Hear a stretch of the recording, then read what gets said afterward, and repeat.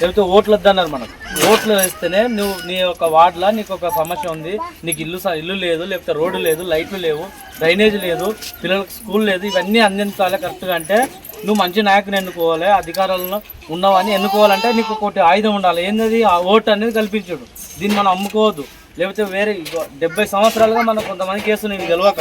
కాబట్టి పవన్ కళ్యాణ్ గారు కూడా అట్లే ఆలోచించి ఏం చేసిందంటే ఒక పార్టీని పెట్టి, జనసేన పార్టీని పెట్టి ఆయన ఏం చేస్తుందంటే యువతను ఇలాంటి అందరూ ఇక్కడ ఎవరైనా ఉన్నారా? వీళ్ళు మొత్తం యువత, మహిళలు, వీళ్ళందరూ రాజకీయాలకు తీసుకురావాలి. వీళ్ళు కష్టాల్లో ఉన్నవాళ్ళు, బాధలో ఉన్నవాళ్ళు, వీళ్ళని అయితేనే అధికారులు లేకపోతే కౌన్సిలర్లు నిలబెడితే వాళ్ళ సమస్యలు పరిష్కారం అవుతాయి అని చెప్పి పవన్ కళ్యాణ్ గారు ఇక్కడ పార్టీ పెట్టి మనకు జనసేన పార్టీ అని సింబల్, ఒక గాజు గ్లాస్ గుర్తు ఈ సింబల్ వచ్చింది. ఆ పార్టీకి వేస్తే మన ఈ సమస్యలన్నీ పరిష్కారం అవుతాయి. ఇక్కడ మాటలు కాదు, శ్యామ్ ఉన్నాడు మంచి లీడర్, మీకు వాళ్ళ అమ్మనే అన్నమ్మ. కాబట్టి ఈ వనపర్తిలో కూడా దేవరకాశ శరత్, లక్ష్మణ్ వీళ్ళందరూ ఉన్నారు. పిల్లలు యువత కంపల్సరీగా అధికారులతోటి కానీ లేకపోతే కలెక్టర్ల వరకు కానీ అవసరమైతే కేంద్ర మంత్రుల వరకు మనం పనులు చేయించాలి. కొత్త పవన్ కళ్యాణ్ జనసేన పార్టీ. మీరు దయచేసి ఎక్కడ కూడా అస్తం గుర్తుంది, ఆ అధికారంలో వాళ్ళు ఉన్నారు, వాళ్ళే చేస్తారు అనుకోవద్దు. ఇది వచ్చే కేంద్ర ప్రభుత్వం నుంచి పని చేస్తారు, కంపల్సరీగా మీ వెనకాల ఉంటారు, మీ సమస్య పరిస్థితులు మళ్ళీ మేము కూడా వస్తాం గెలిచినాక. మీరు దయచేసి గెలిపియండి అమ్మ. అమ్మ ఇవన్నీ మాటలు కావు, మీరు మైండ్లో పెట్టుకొని మీరు కూడా మీతో పాటు మీ ఇంటిలకు, మీ భర్తలకు, మీ తమ్ముళ్ళు ఇక్కడ ఎవరు వాళ్ళందరికి చెప్పి ఓటేయండి. డబ్బులు ఇస్తే తీసుకోండి వాళ్ళు, ఓకేనా? దయచేసి ఏమిచ్చినా తీసుకోండి. ఎందుకు మాతోటి తీసుకొని, మాతోటి ఇవన్నీ కూడా మాతోటి లేవు. ఒకవేళ ఉన్నాయి ఎందుకు ఇవ్వమంటే మేము కొనదలుచుకోవాలి. నువ్వు షాప్కి పోతావు, ఉత్తగ పైసలు ఆడు ఇస్తాడు నీకేందని ఏమంటే అమ్ముతున్నాడు వాడు.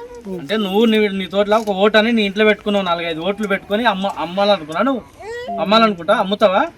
అమ్మడానికి కాదు ఆయన ఇచ్చింది, అంబేద్కర్ అడగలేవు. నీ ఇప్పుడు నీకు ఆడు వచ్చినాక నువ్వు డబ్బులు ఇచ్చినాక వాడు నువ్వు నా వస్తువు అంటే ఇస్తాడు ఆడు నీకు? నువ్వు ఇది ఇస్తావు ఆయనకి? నేను డబ్బులు ఇచ్చినా బయట నీకెందుకు ఇస్తా అంటావు? ఇది కూడా అంతే. వాడు కూడా నీకు డబ్బులు ఇచ్చినాక, ఓటు వేసినాక నువ్వు నాకు పని చేయంటే అడిగి చేస్తాడు, చేయడు. ఇలాంటి మీరు గుర్తుపెట్టుకోవాలమ్మా. ఇవన్నీ తెలియక మనం ఇట్లా అయిపోయినాం. దయచేసి అర్థం చేసుకోండి. మీరు రాజకీయాల్లో మార్పు తీసుకురావాలంటే సరైన కాదు. మీ మైండ్లో ఎప్పుడు ఉండాలి? ఈ పిల్లల కోసం, వీళ్ళకు స్థానికంగా మంచి నాయకులు ఉంటేనే వీళ్ళ బతుకులు మారుతాయి.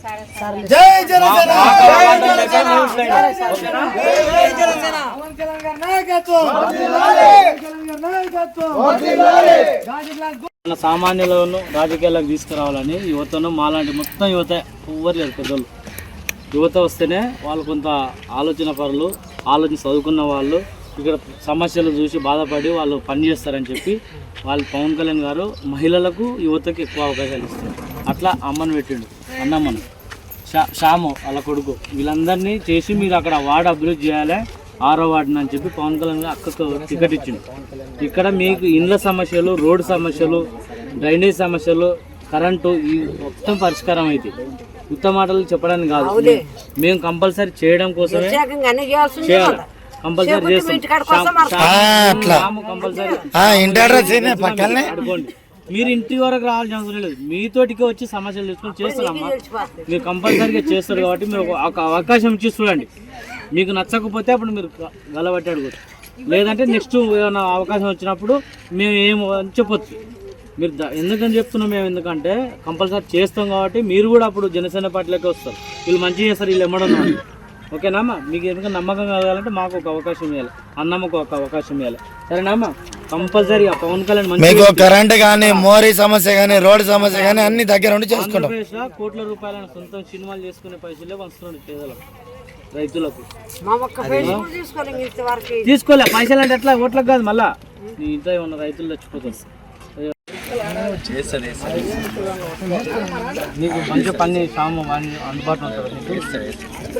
ఇక్కడ శ్యామ్ అందుబాటులో లేకుండా నరసింహ ఒక మాట చెప్పినా శ్యామన పని చేసి పెడతాడు. శ్యాము ఇలాంటి వాళ్ళు ఉంటేనే బాగుంటుందని, ఇలాంటి వాళ్ళు ఉండాలి, అమ్మమ్మ లాంటి వాళ్ళు ఉంటేనే బాగుంటుందని పవన్ కళ్యాణ్ ఏం చేసినట్టు వీళ్ళను చాలా మంది కూడా అడిగారు పవన్ కళ్యాణ్ డబ్బున్న వాళ్ళు. వాళ్ళని వాళ్ళు మనలాంటి బీదలు తెలిసిన వాళ్ళు, మన కష్టాలు తెలిసిన వాళ్ళు ఉంటేనే కొన్ని నిమిషాలు వెళ్ళిపోతాం. అలాంటి వాళ్ళు ఉంటేనే ఈ సమాజం ఇక్కడ వార్డు అభివృద్ధి చెందుతుంది. కానీ ఆయన తెలుసుకొని ఏం చేసినాడు, రామ్ను ముందర పెట్టుకొని వాళ్ళ అమ్మకి ఇచ్చాడు టికెట్. గాజు గ్లాస్ గుర్తు ఓటేస్తే పవన్ కళ్యాణ్ గెలిచినట్టే, పవన్ కళ్యాణ్ ఇక్కడ వచ్చినట్లే. మీకు పనులు అయితే ఇండ్ల సమస్యలు ఏమున్నా శ్యామ్ ఉంటాం, మేము ఉంటాం, లక్ష్మణ్, శరత్ వీళ్ళందరూ ఉంటారు. యువ నాయకులు రండి సార్, వీళ్ళందరూ ఉంటారు. విద్యార్థి నాయకుడు యువత కోసం ఎంతో కష్టపడి కొట్లాడుతున్నాడు. మీరు ఇలాంటి వాళ్ళకి సహకరించాలి, శ్యామ్ లాంటి వాళ్ళకి సహకరించాలి. లక్షలు డబ్బులు నీకు 2000 3000 ఇచ్చుకుంటాడు, మనతో ఉపయోగం ఉండదు. నేను పట్టించుకోడు మళ్ళీ గెలిచినాక. ఎన్నో ఏళ్ళుగా 60-70 ఏళ్ళుగా మనం ఇదే మోసపోతున్నాం. ఎన్నిసార్లు మోసపోతున్నాం. ఒకసారి ఇప్పుడు మనకు అక్కడ షాక్ కొడుతున్నట్టు కరెంట్ పట్టుకుంటా పోయి ఎందుకు ఇట్లా చేస్తున్నారు? దయచేసి అట్లా ఆలోచించండి. మీలాంటి వాళ్ళు పెద్దోళ్ళు ఆలోచించి మీలాంటి ఆశీర్వదించండి అన్నమ్మ లాంటి. దయచేసి నీతో పాటు మన వాళ్ళకి అందరికి చెప్పు, నువ్వు తీసుకో, డబ్బులు తీసుకో, వాళ్ళు ఏమి ఇచ్చినా తీసుకో, వాళ్ళకి నీ డబ్బులే. నిన్ను ఇక్కడ ఉంచడానికి, నీకు అభివృద్ధి చేయకుండా ఉన్నానే డబ్బులు కొట్టేసి వాళ్ళు ఆన్నే వంచుకుంటున్నారు. ఏడా దేవరకజ్జరా, మాబ్నార్లా, వనపర్తిలో వంచుకుంటున్నారు మీ డబ్బులు కొట్టేసి. మీకు తెలియదు. అవి ఆ పైసలు ఈడి వరకు రావాలంటే అన్నమ్మ లాంటి వాళ్ళు గెలవాలి. నీ పైసలు నీ ఇంటి వరకు వస్తాయి. నీ నిధులు ఎక్కడ వస్తున్నాయి, ఎక్కడ పోతున్నాయి నీకు తెలియదు. నాకెందుకు ఇస్తారులే అనుకుంటా. నీ డబ్బులు కొట్టేసి వాళ్ళు దొంగలు కొట్టేసి మళ్ళీ నీకు జై జనసేన నీవు 1,00,000 రూపాయలు కొట్టేసి నీకు 2,000 ఇచ్చుకుంటూ వస్తున్నాడు, బిచ్చం వేస్తున్నాడు. నువ్వు నాకు మళ్ళీ మనం అక్కడ గొర్రెల దాకా పోయి అమ్మడబోతున్నావు. ఇవన్నీ ఆలోచించు పెద్ద మంచి. నువ్వు చెప్పు, నువ్వు చెప్తే 10 మంది వింటారు. ఓకేనా?